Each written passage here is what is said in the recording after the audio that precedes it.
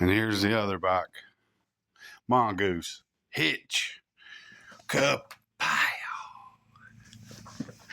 And I've reinforced the frame. It's a little stronger than what it used to be. Still got to have a inner tube. Oh yeah, this has got the freewheel too.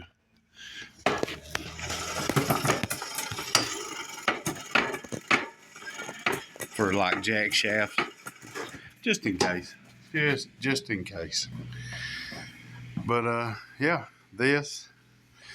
that big ass motor is ideally gonna sit right there somewhere, but I've got to find the bracket. I've got to bracket the brace like Jared's got to run from here, the gooseneck back, and then the motor is set here.